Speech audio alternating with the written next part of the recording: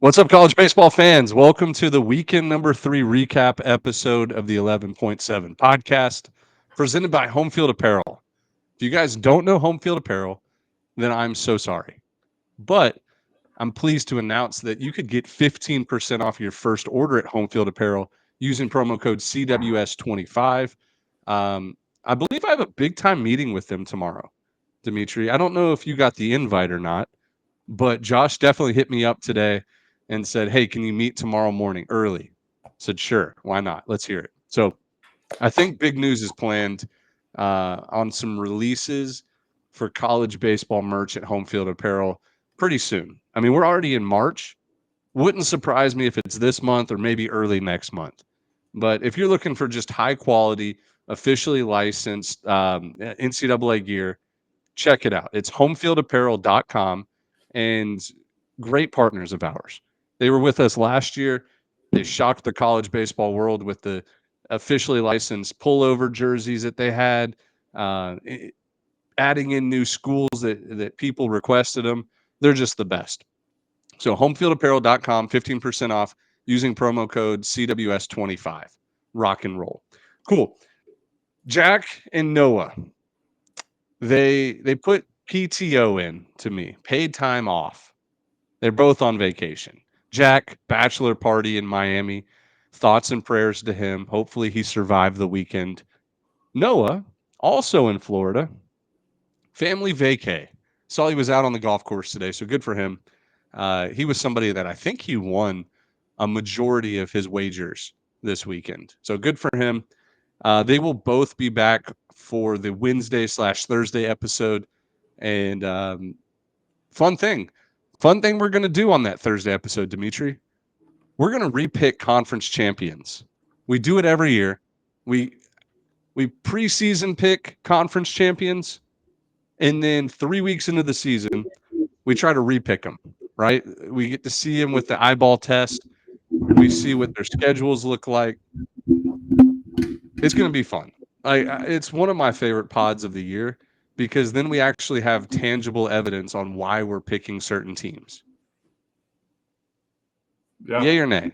Okay. Yeah, There we yeah, go. yeah. I mean, it's more fun when you can actually pick teams based on seeing some sort of substantial evidence. Right. I'll tell you one team I'll be picking or making a change.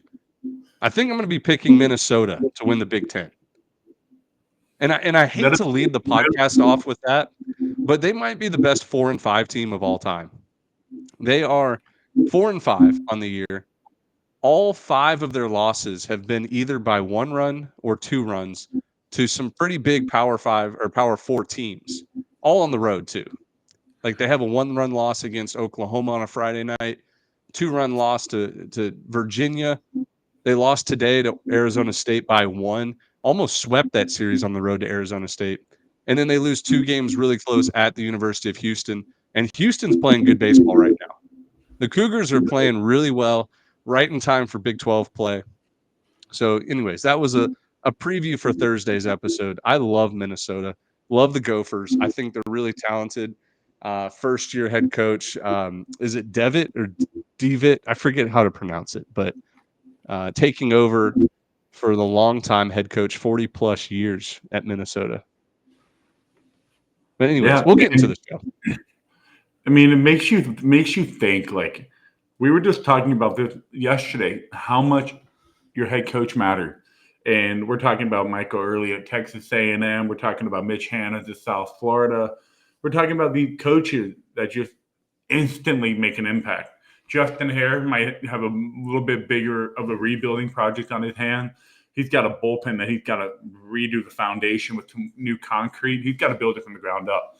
Minnesota, who knows what's going on? Maybe it's just an early season luck of the Irish draw for them that they're just playing well. But 40-year head coach out the door, and all of a sudden your program looks completely different 10 games into a new season. Could be an overreaction, but I think head coaching really matters, and you're going to see it more and more evident over the years to come. Eric Backish, Lane Jarrett. I mean, you saw those guys did 1-2 years in. So, Right. That's something that you and I will 100% agree on every time. The head coach is the first and main priority. And then underneath that, like having good assistant coaches, having the resources, having the facilities, all of that comes second. Because guess what? With a good head coach, he's going to bring in good assistants. He's going to make sure the facility gets upgraded. He's going to make sure that everything is handled, whether it's NIL, scholarship money, um, eh, in-house stuff with the players and the locker room morale. A good head coach is the most important thing in college baseball.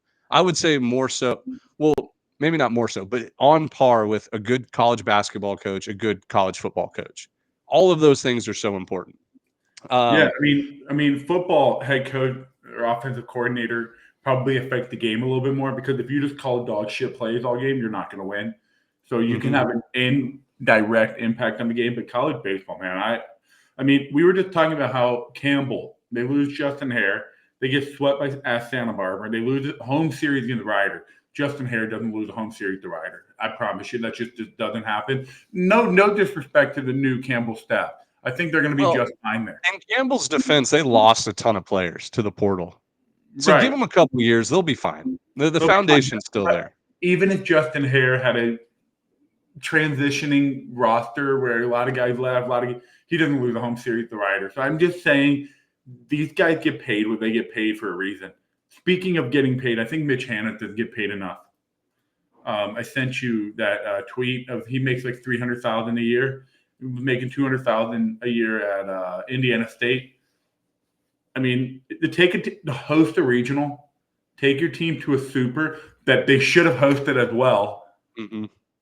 If I'm Mitch Hannah, I'm like, yeah, dude, I need to go to a place that respects baseball more. And he's only making $300,000 a year, so it's like some Well, of these I guys. wouldn't say only 300,000 a year. That's a lot That's of money. that's good. That's good That's, money in college that's a baseball. lot of money. Yeah, he's doing well, and but well deserved. We'll get into his series with UCF here in a little bit. The format of the show, we're going to talk about just some of the big winners from the weekend, teams that have like either won the tournament, swept their series, showed that they were the real deal. We'll also, after that, we'll talk about some mid majors that really stood out. Like shout out to Irvine and Southern Miss, like taking care of business. Those were two teams. UT Rio Grande Valley. We'll talk about them sweeping the Southland favorite opening weekend to Southland play, the Lamar Cardinals. And then we'll do the mid-major top 25, which we just released on Twitter and Instagram. Follow us on Instagram. We're gaining some traction there. And I'll say we don't put a ton of effort into it. No, Twitter is still our number one, but like Instagram's getting some momentum. So follow us on Instagram. It's just at 11.7. But we'll run through the mid-major top 25 and give our reasonings on the new team. There's 5 new teams that made it. There was 5 teams that obviously left as well. So we'll talk about that. And then at the end of the show, we're going to look at we're going to preview the midweek because the midweek's going to be, I think, pretty important. There's some big time games, SEC versus Sun Belt, ACC versus CAA slash SoCon slash the other big conference, ASUN. There we go.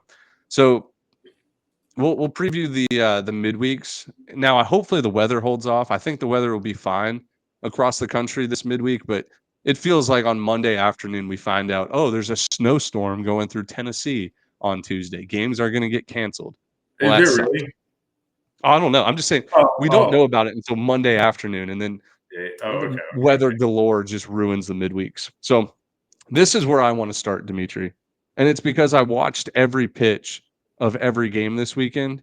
And it is without question the Tennessee Volunteers are the best, the deepest, the best coach team in the country. If they're not number one in D1 baseball, Baseball America, coaches poll, Perfect game. college baseball central, college baseball hub, like all of the Perfect game. 25 different college baseball polls out there, if they're not the number one team, disregard that poll. We don't do a top 25. We used to in 2019 and 2020. We used to do a top 25. Then we found out there was 50 other ones, and we are like, this is dumb. We don't want to. We don't want to do this. Yeah. Uh, but if you see a poll out there that Tennessee is not the number one team in the country, no offense, LSU, you guys are great. No offense, Georgia, Florida, some of those other teams that will be in the top 10. You guys have good teams too. Tennessee's the best. Their lineup is so deep. Who was it today? I just blanked on his name. But Gavin Cannon Killen Peebles. yesterday. Cannon Peebles is Peebles. hitting in the 8 hole. And he's somebody that has a 2 Grand Slam game with 8 RBIs at NC State last year or 2 years ago. Like he's somebody that would be hitting in the middle of the order almost anywhere else in the country. He's hitting 8. And on top of that, hitting's not even their best. Like their hitting is not their best feature. The pitching is unbelievable as well. I can't get over this Tennessee team. I came into the season a somewhat doubter, thinking, oh, they'll have a championship hangover. They're losing a lot of pieces. The Blake Burks and the Christian Moores and those guys. This team is the best. It's the best team in the country. 2021 Mississippi State national champions, right? Right. 2022 massive hangover. Yep. 2022 Ole Miss national champion. 2023 horrific hangover. Mm-hmm. 2023 national champion LSU. I think they weren't so much a hangover, they just weren't dominant. Well, they didn't have Dylan Cruz and Paul Skeens. Yeah, but didn't they last year just have they were good, but they weren't I wouldn't consider it a hangover. Anyway, point is, I'd say they were more streaky last year, but I wouldn't say hangover at all. No. There's a little more streaky, just not as dominant. Tennessee looks more dominant this year than last year. Yeah. I mean, they just cleaned up that Astros Classic. I'm not saying Arizona's the best team in the country. Oklahoma State's not the best, but they're top 25 team, and they cleaned it up pretty easily. Arizona State and Oklahoma State both went 2-1, correct? They both went 2-1 in the tournament. Their one loss was to Tennessee. Arizona had a 7-game winning streak going into this game today. Oklahoma State was playing really good ball. Tennessee, look, I'm not allowed to gamble. I'm not allowed to bet on college baseball. I'm not even allowed to give advice. But I was seeing that there was plenty of books out there on social media tweeting that they're still plus 700, 7-1 odds. That's crazy to me. That's crazy. Yeah, and it's Gavin Killen, and I probably mispronounced his name. If you're a longtime listener of the pod, you know I just cannot pronounce names correctly. But we're so diabolical when it comes to pronouncing diabolical. Things. Yes. 4 homers in the first 2 games. He had 9 extra base hits, seeing beach balls. It was so bad. He was so not bad. His performance made me instantly want to tweet the Astros and say, sign him right now to play second base. You already moved Altuve to the outfield. Give him $5 million this year. Let him play second base in Minute Maid Park because he clearly was seeing the ball well. Impressive stuff from him. And big name out of the portal. Kind of slept on coming from Louisville, but instant impact. Yep. Tennessee, number 1, by far best team in the country. That's basically what you're trying to say. Yep, 100%. And so they're one of 7 teams still unbeaten. This will be a good segue here to I don't have Noah to do the timestamps, so I'm trying to write these timestamps down. Nice. One of 7 unbeaten teams. Alabama, North Carolina, Oklahoma, West Virginia, Tennessee, Florida State, and the Murray State Racers, baby. Murray State Racers, baby. Now, they have played less games. Their opening weekend got canceled, and they had to play 2 games, I think, at a neutral site or something. But they sweep Little Rock. Little Rock's a good team. I think they might have been in our preseason mid-major top 25. They were in the week 1 or week 2 ranking. Week 2, they made a 1-week appearance in it, and then they made a really quick exit. But Ben, let me ask you this: of those 7 teams, obviously we can just say Murray State is the least impressive, just weakest schedule. I think we can safely say. Maybe some of these other teams can, but who would you say had the most impressive undefeated record? I would say most impressive, Oklahoma's is pretty impressive. I think that they were preseason picked to finish 14th to 16th in the SEC this year. And what that pitching staff is doing is crazy. I would not have expected them to be undefeated at this point, especially playing in that tournament with Virginia, Oregon State, and Minnesota. Hey, Uh, fun fact yeah, about Oklahoma's pitching. You will never guess who scored the most runs on them this year.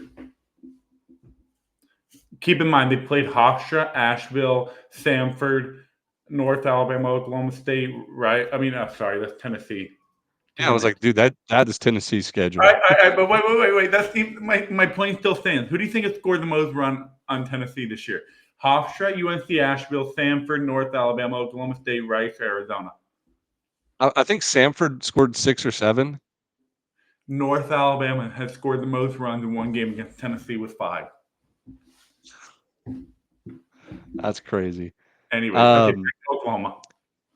Look, I think each of the anytime you're undefeated double digits into the season, double digit games into the season, it shows that you have talent. It doesn't matter who you're playing. I mean, shoot, LSU lost to Omaha. Omaha's a good team, good mid-major team, solid team. But do you think Tennessee's losing to Omaha? I don't Ain't think no so. way. And so my point is UNC sweeping Texas Tech looked a lot better on paper after week 1 than right now. Texas Tech struggling. Alabama winning that Jacksonville tournament was impressive because I was there, and they made Coastal look like a JV team. Oklahoma winning that Round Rock tournament. I haven't seen much out of Florida State this year. I know their schedule's been light, It's but pretty weak. weren't they the team last year? It was them and Texas A&M last year that were the longest 2 undefeated. I think it was. Yeah, and Yeah, hand James up. Madison, South Florida, 3 versus Penn, Jacksonville, and Georgetown. Not the weakest schedule of all time, but nothing crazy. James Madison, not a terrible team. South Florida, a good midweek game. Penn, they're always tough. Always tough. They always. I mean, I think it was last year they took 2 out of 3 against A&M, or was that 2 years ago? Just 2 years In ago. College But Station. So, Penn played somebody close today. Was it Troy? Penn was playing close with Troy all yeah, they got weekend. swept by Troy. But yeah, Penn, Troy, and Florida State, their first 2 series of the year, they're 0-6, but they're a good team. They're not a bad. They're one of the better Ivy League teams. Jacksonville, Georgetown. I think Florida State record is. That's a much better schedule than I thought, to be Yeah. like frank. Yeah. I haven't seen anything from West Virginia this year. I'll pull up West I, Virginia's schedule. Let's I've see. seen some clips on social media, but I have not sat down on an ESPN Plus and typed in West Virginia baseball. 3-0 against Jacksonville, 4-0 against Lipscomb, midweek Ohio, 3 against Queens. That's pretty brutal. You know what? I did watch a little bit of the Queens game on Saturday night. Is that Queens home stadium? If it is, it's sweet. No, it's the Tuckasegee Dreamfield. I guess that's where they're playing their game in Charlotte. It was a really cool field. Yeah, I liked Queens' their home field. games are there. It was a good broadcast too. So Cool. I don't know. I think we're going to see at least one of these teams lose in the midweek, and that's just previewing to the midweek. We'll get there when we get there. But I don't know. We'll see how long this thing runs. I think it was a couple years ago. Purdue started 18-0 randomly, and Florida State started like 15 or 16-0 last year. So we're in that range of when are these teams going to slip up? Yeah. Anyways, someone tweeted us, how much you want to bet no one goes undefeated this year? And I was like, dude, we're just having fun with this. Calm down. Yeah.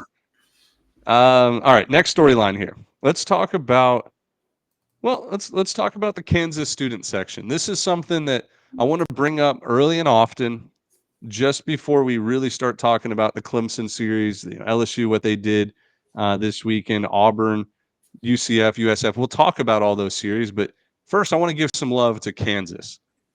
This might be the first domino of multiple dominoes falling this season with an arms race of student sections in college baseball. There's very few colleges have student sections in baseball. We know about Texas A&M and their Ball 5 chants and that stuff. The But hog to pen for Arkansas. Hog Pen, of course, like the big name brand schools, they'll have student sections.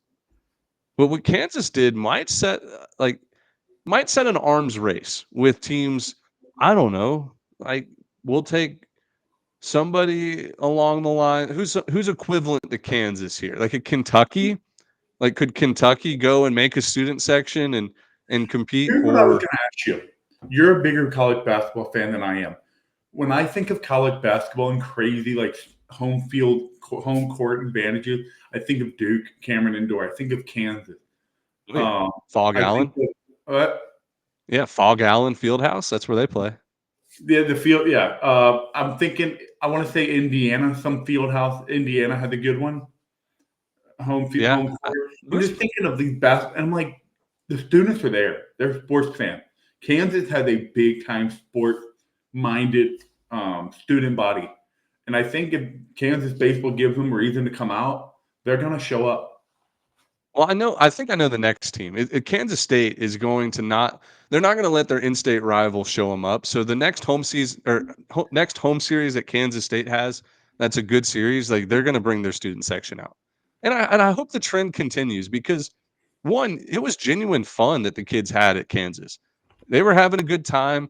I think the head coach and I think Hunter Dickinson bought them each 150 hot dogs or 300 hot dogs on that Friday game, and I think there's a ton of different schools that would be willing to do that. Hey, kids, show up.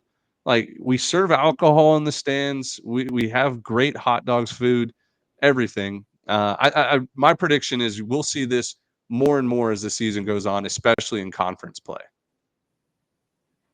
Yeah, I So mean, good Kansas job, State. Kansas.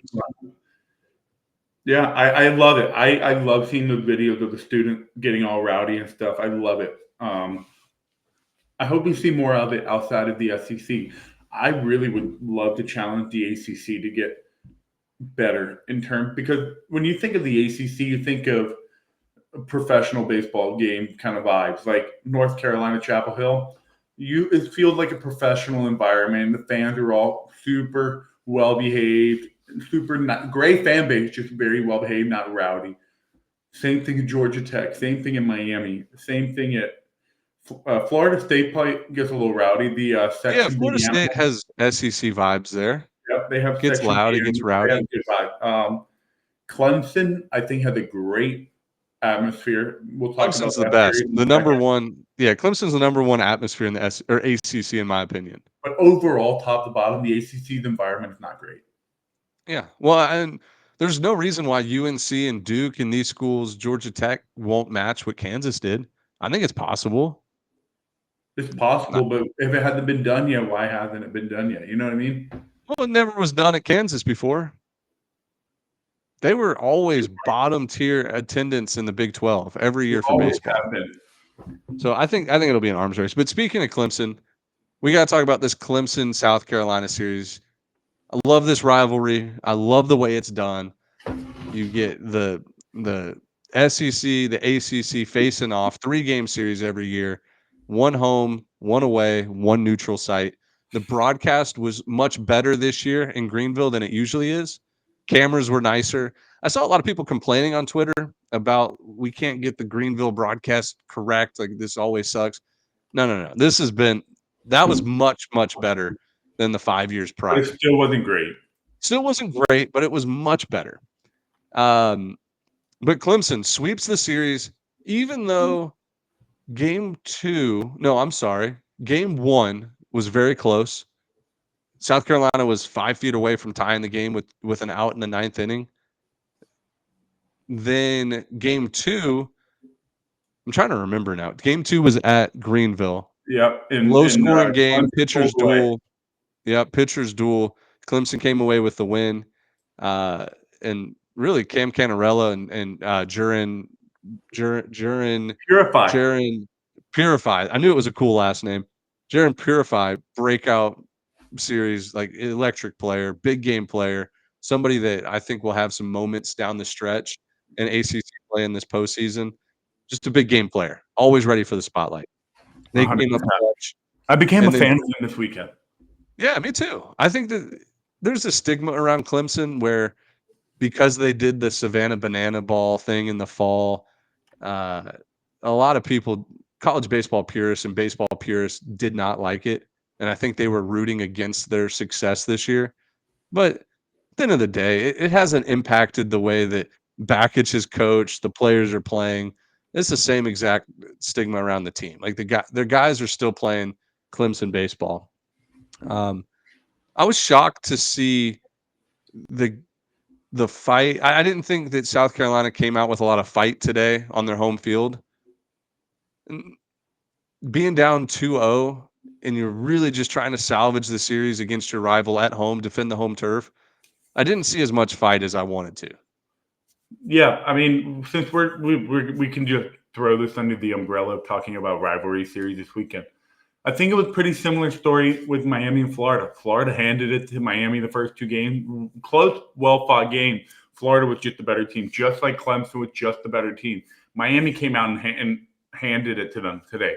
Blew them out. It was a lot bigger of a blowout than the final score showed. Miami killed them today.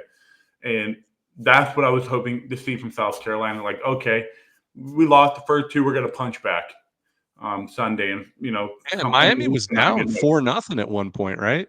Yeah, 13 unanswered runs. Like that was the fight I was hoping to see out of South Carolina. Now, granted, like maybe Clemson's just a way better team than everybody's talking about, which they're a top 5 team in the country. Their ABs didn't look good all weekend for South Carolina. It was Right. a lot of 3-4 pitch strikeouts, a lot of swinging out of the zone, a lot of just not being aggressive in the zone early in the count. Like when you see good team, they get fastball middle early in the count. They're not afraid to pull it, be early on the fastball and pull it. South Carolina just wasn't doing that. A lot of foul balls first base side for righty, just not being aggressive and confident in their swing. And maybe that'll change as the weather gets warmer, but I just was not impressed at all. Right. No, I wasn't either. But moving on from that series, let's talk about LSU in the Frisco Classic. Number one, I've said it before on the podcast. Cade Anderson, one of my favorite pitchers to watch in the country. The pitch ability, and this as a former pitcher, or I guess current pitcher, Dimitri, still playing overseas in Italy. Is pitchability a word? 100%. Cade Anderson has pitchability. He locates well. He doesn't blow fastballs by people, but he kind of does in the same way. Yeah, but he kind of does in the same way because of the speed difference between his pitches. He'll blow a fastball in quotations by somebody at 93, and they're just frozen up there. The pitchability from him is something I think will take him a long ways in Major League Baseball when he gets there. I don't want to call him like a. I don't want to make a player comp. I love making player comps. The one I almost just blurted out, people would have laughed at me. But I think that he has what it takes to be an upper tier of the rotation type of guy. 6 innings, 2 runs, Major League Baseball. That's what I see out of him because he never gets hit hard. Interesting. This was a good week for LSU baseball, man. Like they played nobody to start the year.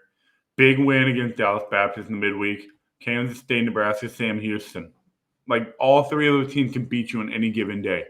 Yeah. LSU had to battle. They had to put some offensive numbers up to get those wins out. But overall, oh wow!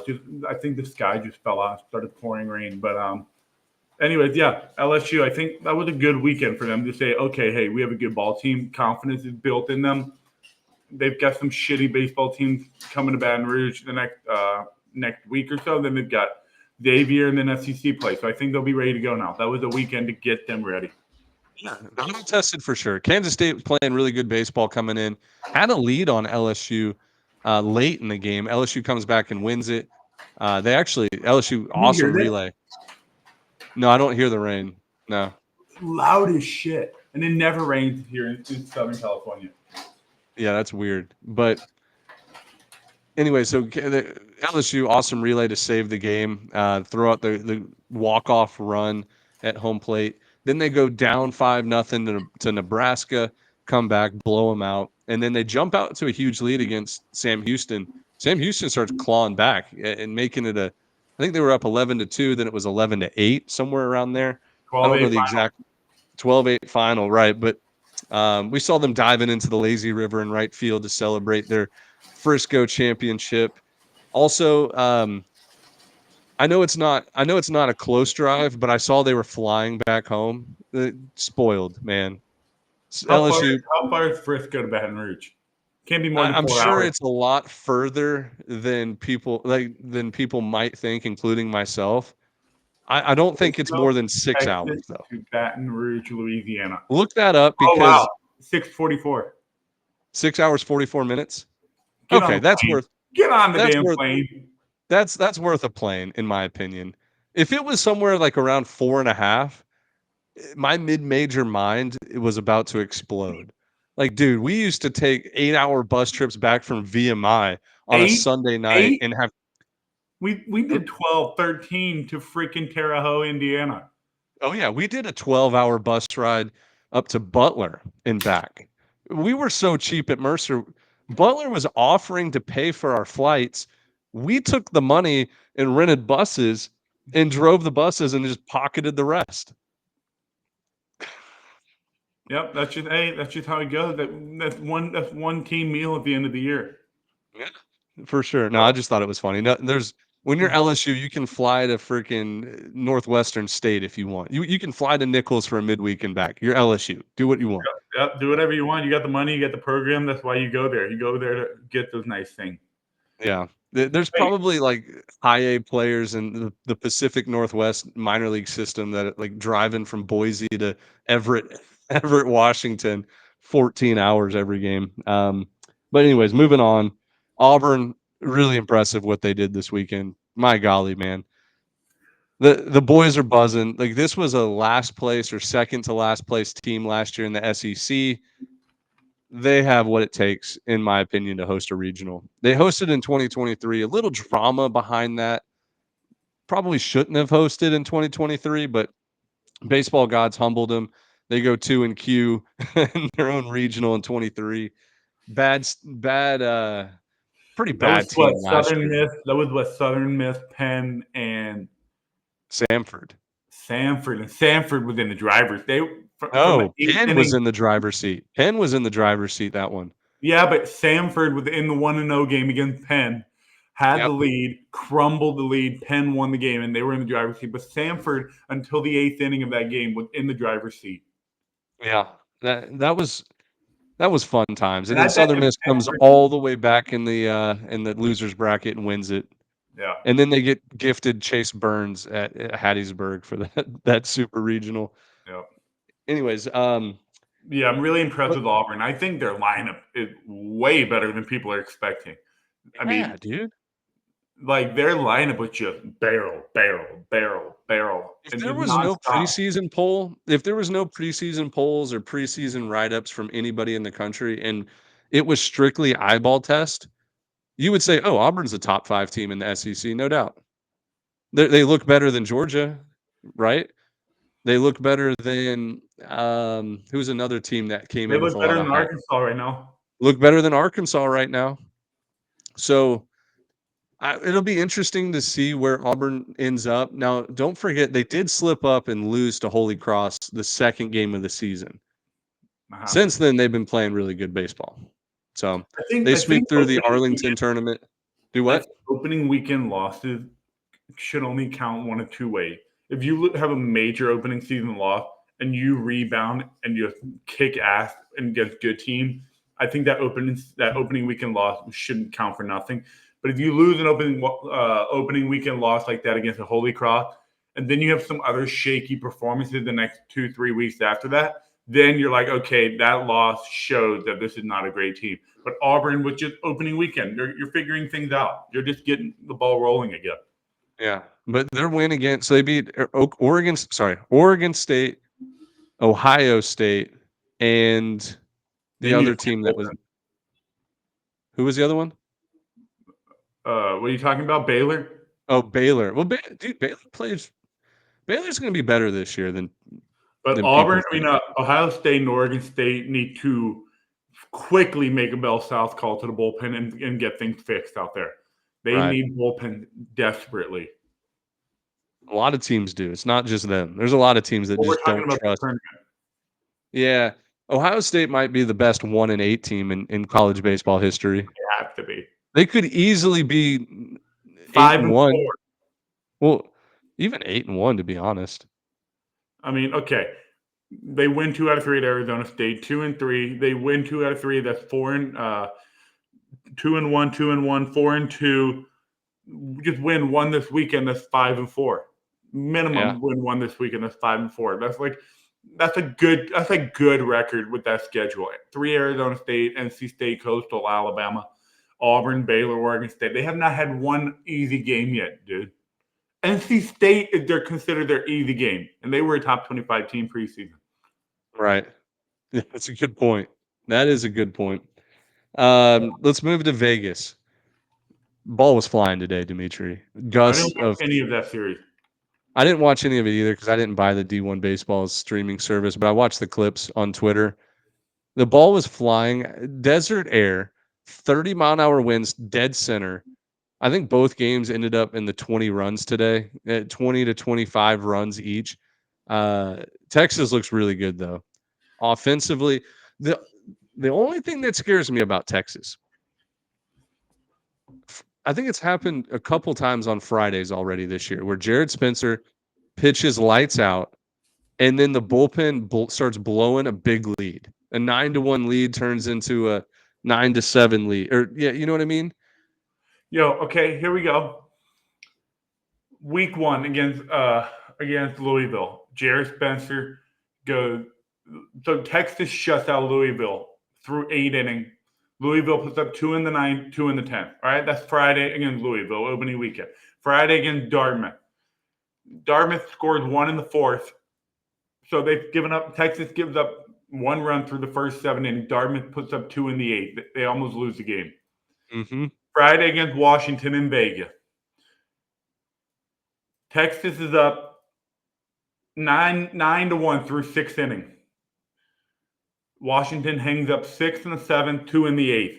So I mean, that's just a very valid regular pattern that's happening. It's weird. Jared Spencer is so good that I think the other team, when they see anybody else on the mound other than Jared Spencer, it looks like meatballs. Yeah. People used to say that about Randy Johnson. They used to say it about Pedro Martinez. Whoever came in after them looked like they were throwing beach balls. Yeah. Ben, I had no idea that these scores looked like this weekend. I didn't watch any of the Vegas. 10-9 against Washington, 10-5 against Texas Tech, 15-6 against Illinois. Every game with 15 runs or more total. It's dude, dry air in Vegas, wind blowing out. It's a hitter's paradise. Yeah. Hey, by the way, can we hit the panic button on Texas Tech? Well, I mean, I don't know if there's a panic because I don't think that many people were very high on them, but they're bad.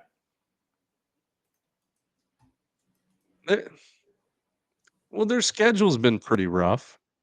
3 at Carolina, 3 at home against UC Irvine, Illinois, Texas, and Washington. Not the easiest schedule. Actually, they're probably right where they need to be. You lose 2 out of 3 to Irvine. Well, guess what? Irvine's ranked in the actual top 25. They're our number 1 team in the mid-major poll.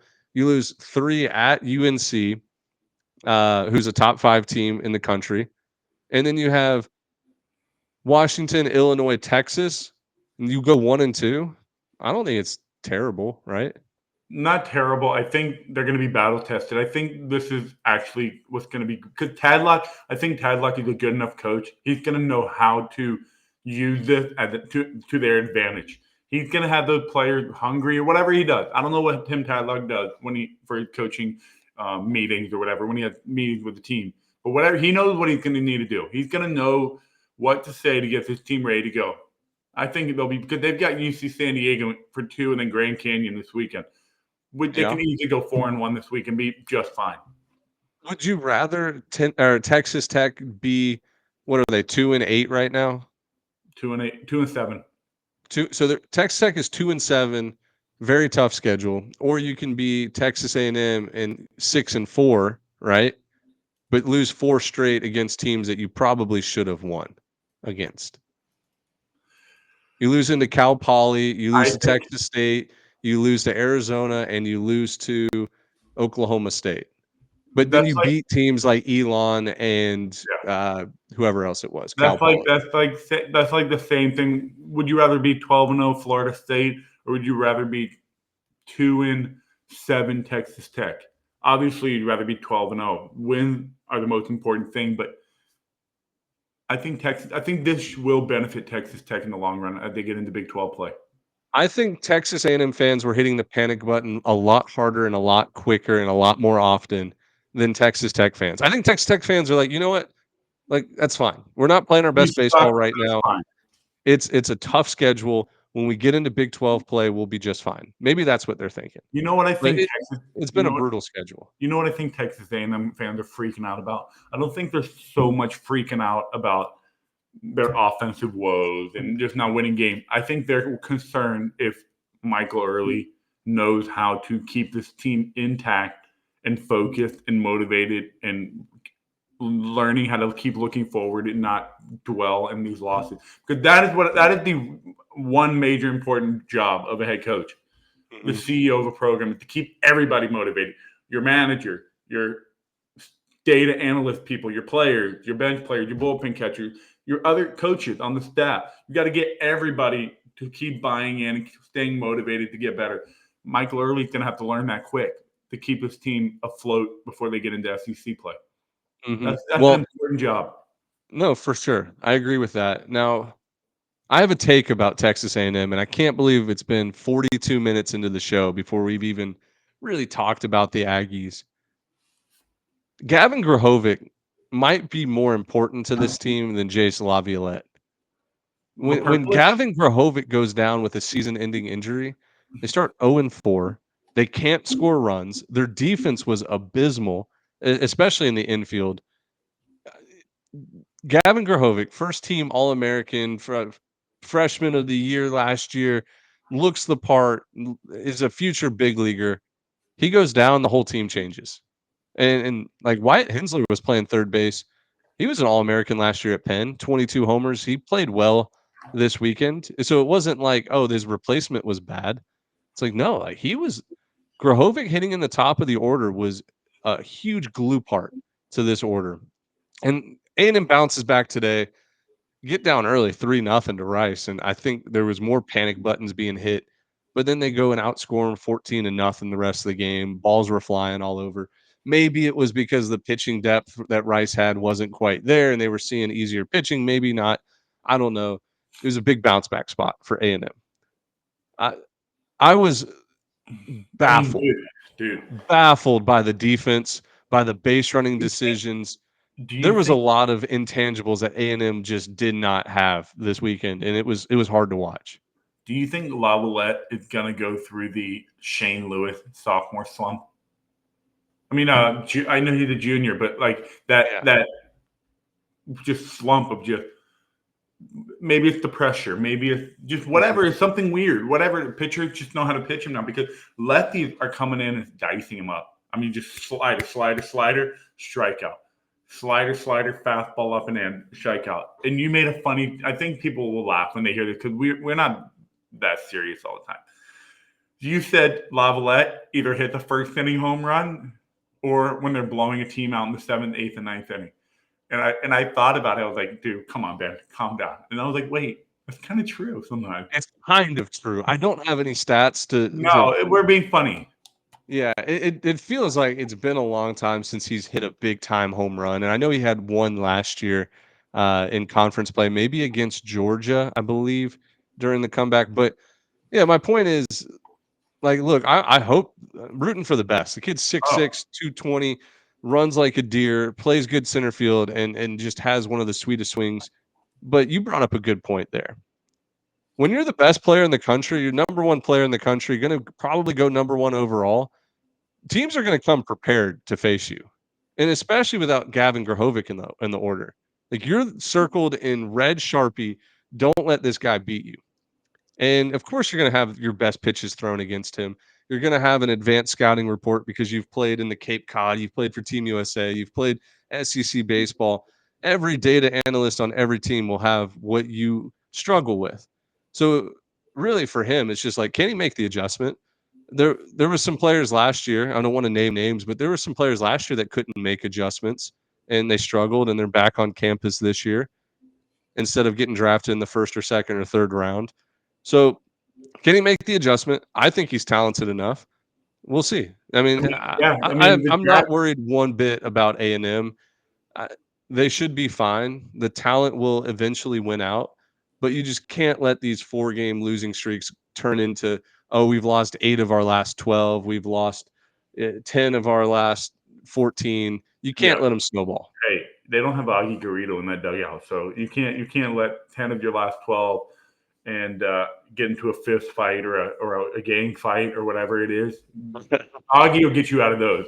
But all right, all jokes aside, A&M just needs to learn how to have more productive at-bats. And Early's their hitting coach.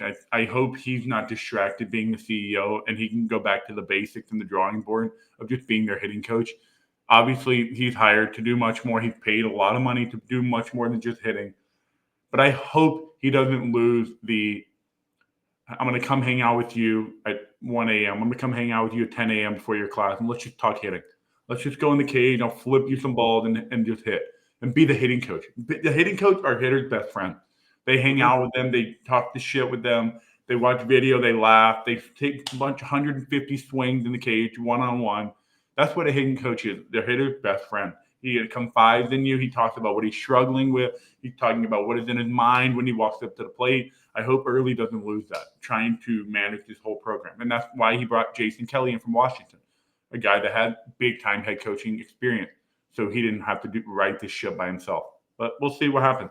Yeah, for sure. All right. Well, that's pretty much all of our Power 5 or Power 4 talk there. We got some big Florida, Miami. Did we talk enough about it? Yeah, I think so. I mean, Florida's Liam Peterson, the dog. Yeah, and that clip that you clipped was awesome, by the way. Hilarious, dude. Good there. I know Condren set a weekend series attendance record, which is big time for them. 9,000 a game or something. Yeah, it was packed on the berms in left field. I mean, everywhere. There wasn't a seat to be sat in. So, and Florida took care of business. Winning Friday and Saturday is way more important to me than like winning Saturday, Sunday, or even Friday, Sunday. Taking care of business, winning the series 1-2. I know you get whooped and run ruled in game 3, or not run ruled, but basically run ruled. But I think Florida comes away with that series. This is a rare case where, and Miami fans are going to hate that I say this, and Florida fans are probably going to hate that I say this. I think both teams were okay with the results. Hey, Florida, we won 2 out of 3 at home against our rival. Miami's like, hey, we fought hard Friday, Saturday, and then Sunday we whooped them. Don't get swept on the road. I don't think they're too mad or upset. No, I think that's a good way to put it. You're going on the road to a top 5 team, a rival who is loaded year in and year out. They've had a lot of success. You just don't get swept. I think Miami Saturday pitched really well. Huggett, the transfer from Cincinnati, he looked great. He went 5-6 innings, held Florida to 1 run. I think there was a lot of positive to take away from this Miami team. Their lineup is just not good enough. They just don't have enough star power in that lineup to keep up with these teams because you saw what happened. We have a line of 1 through 9 like Florida. Any of those guys are going to hit a 2 or 3 run homer. Game's over. Miami just didn't have that, and that's why I'm concerned about them. Their pitching, to my surprise, was much better than I expected. But you also got to remember, if this was June or May, Florida sweeps this team, and I'll tell you why. Sully, the pitching guy, he is known for protecting his pitcher. He used all his bullets Friday and Saturday. But if they had to win that Sunday game, like it was a regional final or a super regional, he would have ran most of those guys back out there, and it would have been just fine. But it's the last weekend of February, first weekend of March. He doesn't need to right now. He doesn't give a shit about the series. He got the series win. That was the most important thing. He doesn't need to sweep. So Right. that's why I I do agree. think Florida would have swept them if they had to win today. Like it was a super regional. 100% agree. Yeah, every bullpen arm who threw Friday, Saturday would have been available today. So that's a good point. I'm glad you brought that up. All right, let's talk about Southern Miss here. Big series win on the road against TCU. Statement series win. This is something where they can hang their hat on if they're on the bubble to host a series or host a regional or not.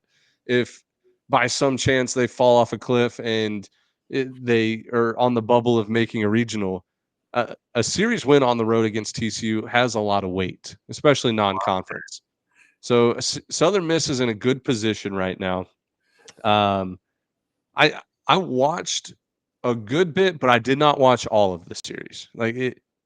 My takeaways are Southern Miss has some dog in them this year, some real fight, some real dog, and like they were down early in today's game. They come back and they make it a blowout. Like their foot did not come off the throat of TCU. Every pressure situation, Southern Miss won, kept the momentum away from the Horned Frogs. That's what a good team does. And I know we should take a lot of credit for the series win because we all four, me, you, Noah, Jack, everybody in America picked TCU to win this series, and that is recipe for the other team to win the series. So credit to us. Southern Miss fans can thank us for all picking TCU. But both of these teams are good teams, and they're going to be playing in June. There's no red like TCU should not have any red flags. They'll be fine. Southern Miss just pitched better when and they hit when it was more important. That's all. Yeah, I think TCU or Southern Miss losing Friday and coming back to win the series tells me more of how good this team can be. Mhm. Game by game, they're proving me wrong, and I'm man enough to admit it. I have no problem admitting that I thought that their lineup wasn't going to be great. I did say their pitching was going to be really good this year. I had no doubts in my mind about that. Their hitting is good. It looks really good. I became a big Matt Russo fan this weekend. The guy came across the plate today after his double, and then the second double, he came around and scored, touched the plate, running toward the dugout and goes, let's get the fuck out of here. Let's get the fuck out of here. Fuck them. Let's get the fuck out of here. And I was like, I love this guy. He's like 6'2", 250, big dude. Give me some Danny Lynch vibe. He's just A like little bit of Danny Lynch in him, huh? Yeah. big dad bod dude that has some juice. And I think if he can take a big step forward this year at the redshirt junior, and Yeah. through the middle of that lineup, I think the Southern Miss team can put it all together and be a top 25 team and a regional hosting squad. So, Southern Miss fans, I'm sure I provide you a lot of entertainment. You guys tweet at me after every series win, now after every big win. D-Court, did you don't know ball? D-Court, did you even research? Yeah, I did my research, and the research failed me. So it is what it is. But Southern Miss, big time win. I think this was the win that, all right, this team is legit. This team is for real. Right. And you and I FaceTimed like around 4 o'clock today, and we were like, "What do we do with the mid-major power rankings? Do we make a 4 or 5-way tie for first place?" Because between Irvine, Dallas Baptist, Southern Miss, Troy, UC Santa Barbara, even Coastal's in the discussion now. Uh, there's 6 teams that all have solid resumes with series wins or tournament wins against good teams, and it was tough to make that top 6. And obviously it'll change 100 times before now and the end of the season, but Southern Miss was very much in consideration for number 1 mid-major team this year. Yeah, and This I think people respect us that we have no problem blowing up our ranking. If we were right or wrong about somebody, we have Mhm. no problem just blowing it up and putting teams where they belong. Like Louisiana went from 13 to unranked. Yeah, they're not Yeah, very good. They just don't know how to win a series against a good team. And it is what it is. They did it against Nebraska. You got to do it more than once. And they're struggling. They're a good team, but we just had to blow up our rankings a little bit to get teams in the position that they deserve. So Southern right. Miss could easily be number one next week if Irvine slips up. Troy shows us something. We're just going off of what we see. So I think Eyeball test, baby. Southern Miss could easily be number one, but I think Irvine, what they've done, is equally as impressive. So Yeah. Irvine beat the crap out of Louisiana Lafayette Raging Cajuns. They smoked them up and down that field today or this weekend. Even the Saturday game where Louisiana hit 4 or 5 homers, Irvine was in control the whole time. Their pitching is really good. And who was the guy on Saturday? Finally back in their lineup. Yeah, Martinez is back in the lineup. They're just putting up double-digit runs every game. But they had a guy throwing on Saturday that was legitimately throwing parachutes at home plate. It was a Roy Oswalt 12-6 That was curve. a banger. So No, impressive, dude. tell me, Ben, tell me if this is a good team. You've already beaten a team. You're already up 2-0 in the series. To sweep is hard to do. Louisiana puts up 4 runs in the second inning. You know what Irvine did? You know what their answer was? All right, we'll hang up 3. All right. Louisiana scored another one. You know how easy it is for that one run in the third to make it 5-3? You're just like, fuck it. Right. We got the series. No. You know what Irvine went on to proceeded to do? 2 in the third, 2 in the fourth, 2 in the fifth, 3 in the seventh, and blew them out. That is a good baseball team to answer like that. After already Really up good. series and you go down 4-0 and you respond like that and blow them out, that's a good fucking baseball team in my opinion.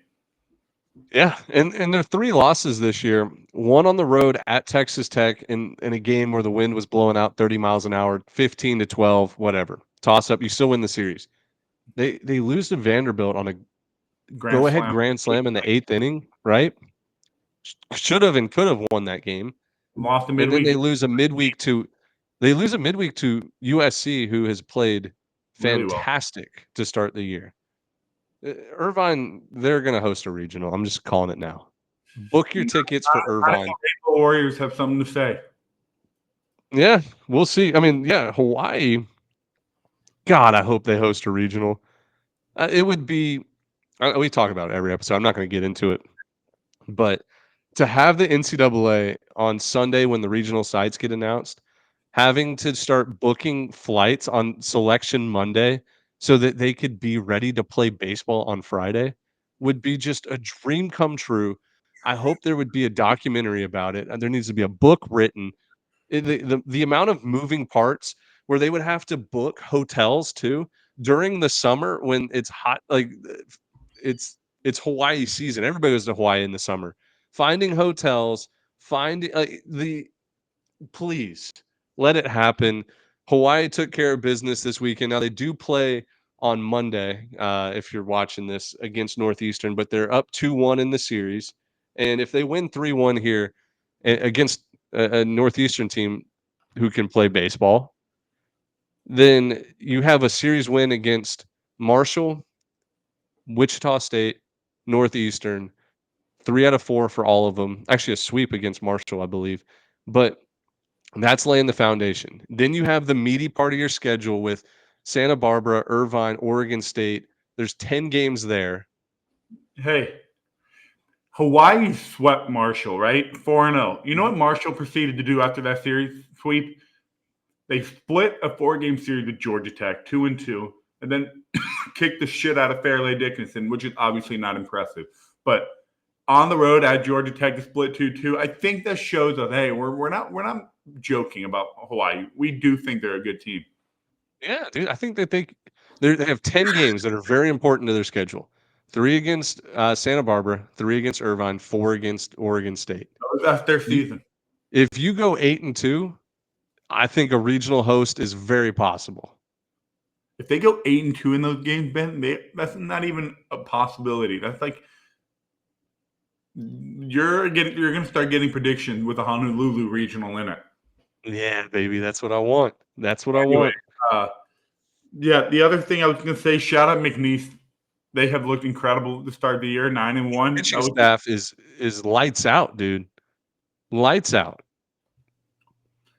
Good team. I was just trying to finish up our weekend pick'em, but UCF South Florida. What an odd series that was. South Florida run rules UCF Friday night. UCF returns the favor Saturday, run ruled them, and then run ruled them again today. So I don't even know. There was not much for me to take away from that series. I didn't know if South Florida is not that good. UCF is really good. I couldn't figure out what to take away from it. South Florida pitching didn't look great this weekend. UCF looked really good. Good response. So I didn't know what to take away from that series. You know what I mean? It's one of those we'll look back in 2 months and be like, "Oh, that makes sense. Okay. Maybe South Florida wins every Friday the whole season." We're like, "Okay, that makes sense. That's why they beat them, but UCF was by far the better team." Or it Yeah. could be I don't know. We'll see. You're right though. It's hard to take away a series where there's 3 run rules. Yep. Um, that was actually good that you led into it. That was one of the next things on my list. I want to talk about 2 mid-major teams that had leads against top 5 to top 10 teams in the country every game and didn't win a single game. Charlotte, Florida Gulf Coast. Tip a cap to you guys. You competed your hearts out. You had leads in the 8th, ninth inning, couldn't secure it, any of the wins. But Charlotte against Arkansas, I thought played very well. I thought that Charlotte could easily be in the mid-major top 25, which I put in our Excel sheet. I was like, Charlotte? Question mark. And you're like, no, not yet. They got to win some games, and they will. Good team there at Charlotte. And then Florida Gulf Coast. They played a 4-game series against Georgia. 3. In 3 of the games, they had a lead in 7th, 8th, They only ninth inning. they only play 3. No, they played a doubleheader on Saturday. It's not on Warren Nolan. Oh, really? Yeah, they should have won that game. It was a 7-inning doubleheader. They lose 10-0 one of them, and then in the second game, they had a lead in the 7th, Oh, about to win the game. Trey Phelps hits a game tying homer. They go to extras. that's why I was confused because I watched some of the Georgia Florida Gulf Coast game, and then I moved on to other games, and then I was like, is the scoreboard weird? Are they playing again? Like, or is this just a glitch? I guess they Yeah, played again. I didn't look into it. I looked into it because Warren Nolan was wrong. It threw me off, but Yeah, got it. I think it tells me more that Charlotte and Florida Gulf Coast are going to be good teams this year, rather than like Arkansas and Georgia struggling. I don't know. Georgia and I Arkansas will think be I fine. think I think we can be concerned, just as concerned as we are with Texas A&M's offense. We can be just as concerned with Arkansas's offense. That's almost Besides a that given, big time though. comeback, what? Like A&M had way higher expectations offensively than Arkansas did this year. Sure. But besides that explosive comeback on Friday against Charlotte, which with the 10-run fourth inning, um, I'm just not. I'm concerned about Arkansas's offense because the pitching, Gabe Geichel giving up 8 runs to Charlotte is not very what's the word? I'm comforting. Like Right. that guy's supposed to be a top end talent, one of the better Friday night starters in the SEC.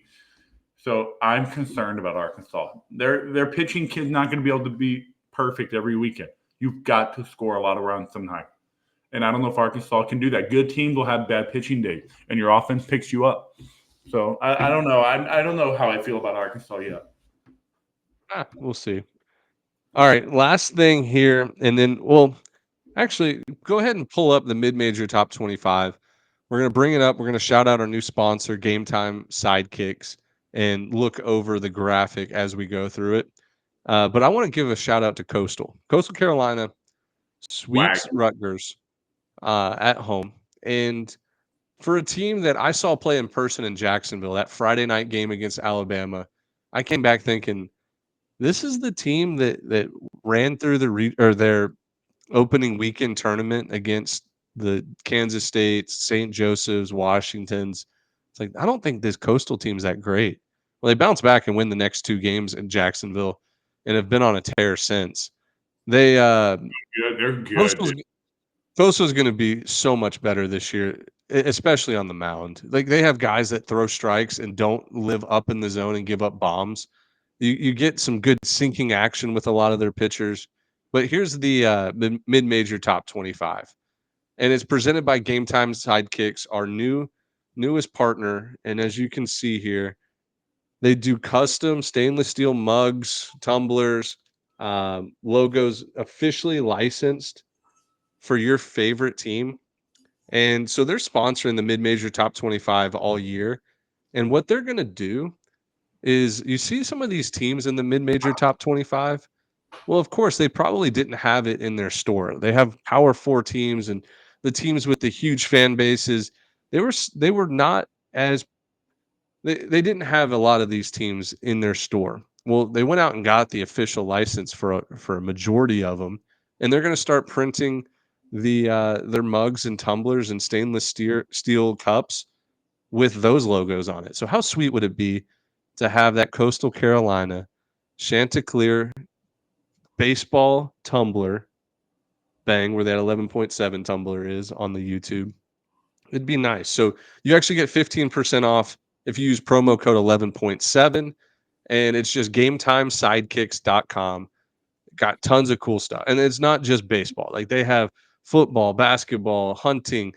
You just check out their website. Endless options. And at the end of the day, and this is the most important thing to us, great people. Tyler, the president of Game Time Sidekicks, he's somebody that like has become an instant friend of mine. Hardworking guy that just wants to be around college athletics. Started the company. Now they're doing really well, really successful, and they're going to grow with us. So you might see some Irvine Anteater mugs and tumblers. You might see some Xavier Musketeer, College of Charleston Cougars. Those are coming to their store, and in fact, it might be there already. I haven't looked, but anyways, promo code 11.7. That's 11POINT7, 15% off your order. It's the best. So quickly going through this mid-major top 25. We made a change. Dallas Baptist loses a midweek to LSU. Okay, so what? They also lose, though, Friday night to Oral Roberts. And we were stuck in a predicament of, okay, but they win the series 2 out of 3 on the road against Oral Roberts. So a 2-2 week.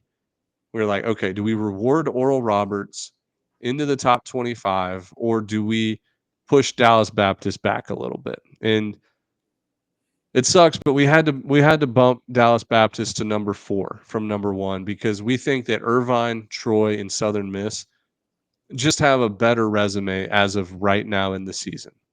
Now, we mentioned it earlier. Irvine, Troy, Southern Miss, Dallas Baptist, UC Santa Barbara, Coastal Carolina, they all have a case to be tied for first place together. Resumes are pretty similar. So however you want to organize it, 1 through 6, I think that those 6 teams, they'll get the job done 9 times out of 10. Yep. But then after that, Hawaii, Western Kentucky, UNC Wilmington, College of Charleston, Xavier, Florida Atlantic. There was some shakeup there. Timeout. I want to highlight one team, and that is the Xavier Musketeers. Xavier is becoming a slam dunk to win the Big East. I mean, they beat Indiana and UNLV, battled with Oregon State opening weekend, lost play, went 2-2 opening weekend, took a series on the road at Liberty. That's a good series win. Beat Indiana midweek, and then they split a 4-game series 2-2 on the road at Stanford. Like, this is a very good baseball team. That was the team that we highlighted the first episode this season and talked about how great of a non-conference schedule they had. And we were like, dude, if they could just be 7-5 or 8-4, that would be impressive. And guess what? They're 7-5 right now. And you know what? They've got Tennessee on Wednesday, and then a 3-game series at Vanderbilt, then a midweek at LSU, and then a 3-game series at Tulane for their next 8 games. If they're going to be 7-5 now, if they go 0-8 the next, 7-13 is not horrible with the schedule. With that schedule, not horrible. If they go 0-8, and they won't. And they won't. They're going to get one at Vanderbilt, and they're going to win that series at Tulane. So that's 2 out of 3. That's 4-2. You lose to Tennessee. 4-3. You lose to Vanderbilt. 4-5. Or yeah, 4-4. 4-4, something like that. Well, this team, I think instantly they become the favorite to win the Big East because UConn has played, I think, a little bit softer of a schedule. It's very tough. I mean, it's still a tough schedule UConn's played. I would say I would lean Xavier has played a tougher schedule. UConn's like 2-7, and Xavier is 7-5. Way tougher schedule, Ben. Stetson, Missouri, Penn State, 3 at FAU, who also is playing exceptionally well to start the year. USC, UCLA, Vanderbilt. They got to win today against Vanderbilt, which is very good for their morale. But overall, Xavier played a tougher schedule. Yeah, but we might not know yet. Maybe FAU could be the real deal. They're 10-1 right now. UConn goes to Miami this weekend too. Yeah, but Anyways, Xavier at 11. If they these next 8 games, if they just go 4-4, they might be a top 5 team in mid major, just based off of how tough that schedule is. But anyways, Stetson falls at 13, Tulane 14. Tulane loses 2 out of 3 against Pepperdine in the Money Bowl. That is Just two, horrible. yeah, 2 low scoring games, but both of those schools just tons of money. East Carolina at 15. East Carolina was very close to falling out of the top 25, but they had 2 wins the last 2 days. One against Virginia Tech, one against the other team that they played. I can't think of who it was, but they finished the Keith LeClaire Classic on a higher note, so we kept them in the 15th. 5-6 record. It's not where they want to be, but I think they made strides the last 2 days. Who did they play on Saturday? Indiana State. Indiana State. They took care of business 10-0 or somewhere around there, and then they beat Virginia Tech today. You can stay in the top 15 there. Liberty, South Florida, San Jose State, UAB, Grand Canyon. Hello, Grand Canyon. Welcome to the top 25. They big time series win at Texas State, slam Marcus, winning two At out of home. three there. And then Georgia Southern just hanging on that between 18 and 25 this year. Just hanging on, doing enough. They win 2 out of 3 against Campbell, but lose the midweek to College of Charleston. And then here we go. New teams, new teams, new teams. Yay. Memphis, 2 out of 3 at Louisiana Tech in the Love Shack. That's 2 pretty solid weekend series wins for Memphis. First time they've ever been in the mid-major top 25 in the 6 years we've been doing it. Is They that beat, true? I was yeah, thinking. Are you I don't sure? think, I'm pretty sure they've never been in it. But beating SEMO opening weekend, 2 out of 3, and then beating La Tech on the road this weekend, they deserve to be in it. Murray State, one of 7 teams still undefeated, 7-0 Racers. They deserve a shot in the mid-major top 25. We already mentioned McNeese. Great team. Great team. They're going to make a lot of noise this year in the Southland. And then the UT Rio Grande Valley Vaqueros, Vaqueros. 7-2, sweep the Southland favorites preseason Lamar Cardinals at home. They also have a midweek win against Dallas Baptist on their resume. Throw them in there. They're a school. If you're looking for a good ESPN Plus broadcast, and they draw really well, they're usually in the top 50 in the country in attendance, which I know top 50, but you got to think all the Power Four teams are drawing a little bit more. But for them, great stadium.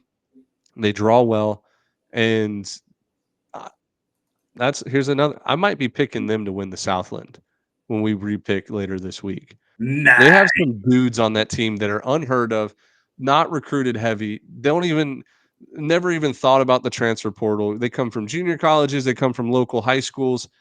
It's a team that can make some noise, and their home field advantage is legit. Beautiful facilities too in Edinburgh. I'm rooting for the Vaqueros. Me too. All right.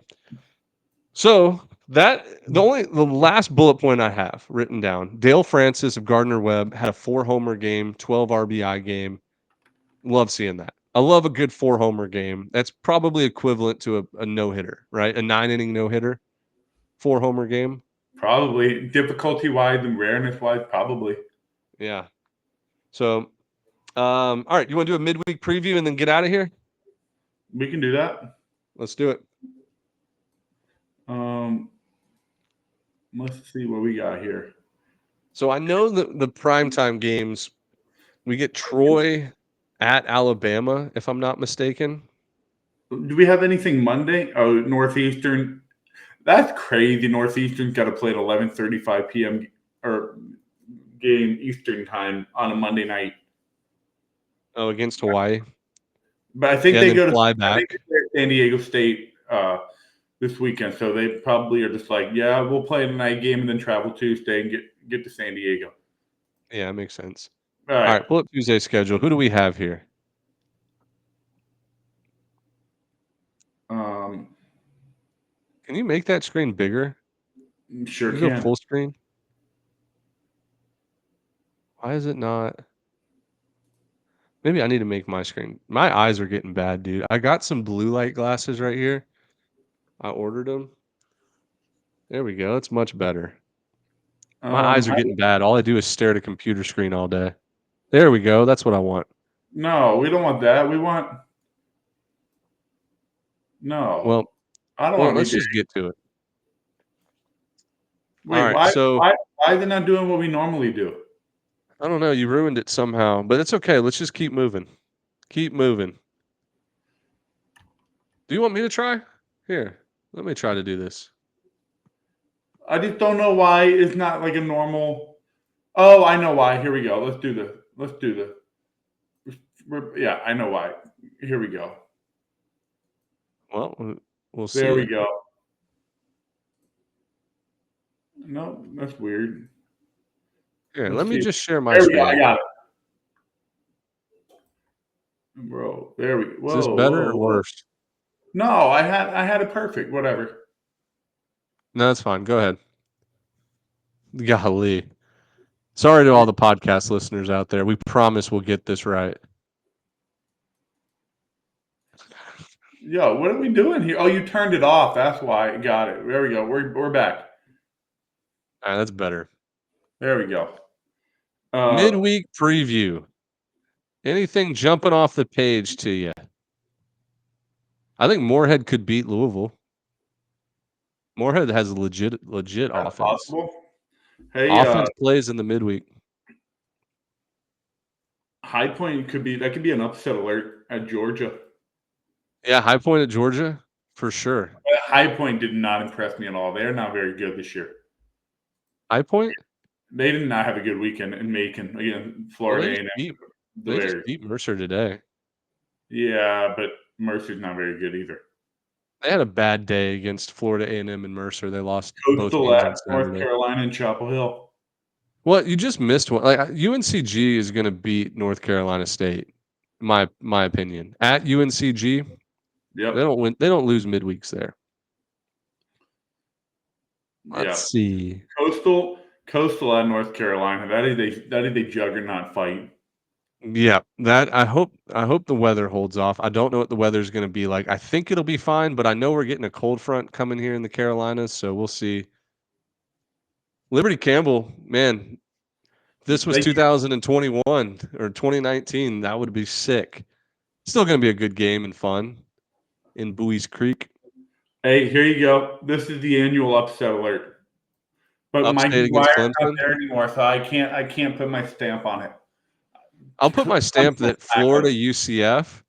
UCF is going to try to win that game, and I don't know if Florida is going to try. Yep, that's probably exactly how it's gonna go. At UCF, they're going to do whatever it takes to try to win that game. Southern Miss goes back to Starkville. Ooh, Southern That's Miss at Mississippi State. That's a good one. This finally would be they're a gonna go great to that day to do Club place. Bromaha. Where do they do that stupid place? Pearl, Pearl, Mississippi. ban it. Don't ever go back there. Just play home and home. Yeah. Auburn UAB, it's a good one. Oh yeah. SEMO, Missouri. SEMO's going to beat Missouri that day. Oh, how about this? Alabama's traveling to Jacksonville State. Good for them. That'll draw a big crowd. Yeah, Oklahoma and Dallas Baptist. Wow.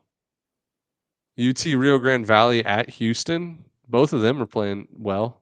Hey, Dallas Baptist needs to win this game. They've had one or two big time games on their schedule so far. Haven't done enough yet. I need them to win that game for me to feel comfortable about them. Yep. I need to see them hit against a good pitching staff. Yeah, I mean, UC Irvine.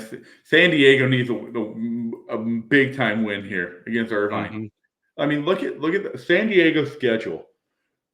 4-game sweep against TCU, swept against Arizona, lost to San Diego State, win 2 against Bakersfield, lost today against Bakersfield. Panic button. San Diego should not be playing that bad.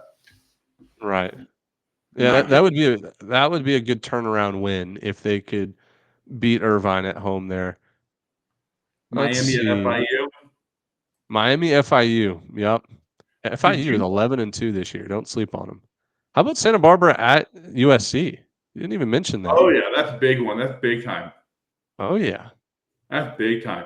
All right. Did I hear you mention something about Club Bromaha? would love to do it. It just depends on Jack's schedule. It depends on I got a boy that's turning 3 years old here in 2 weeks, so if he'll behave, sure. I would love to do a Club Omaha. Club Omaha on Tuesday. Let's make it happen. Maybe. But anyways, that pretty much does it for the episode. We'll be back Wednesday, talk a little weekend preview, make our conference champion picks, repicks for the conference champions. But other than that, stay with us. We appreciate all the support, all the love. And I know it's about to be college basketball primetime season, but you will not be disappointed with college baseball following that on the weekends. And guess what? There's only about 7 or 8 college basketball teams that could win the national championship. Probably closer to 20 this year in college baseball. So stick with us in college baseball. Your team's going to get eliminated basketball-wise anyways. So anyways, we love you guys. We'll be back on Wednesday night. See ya. See ya. Great episode.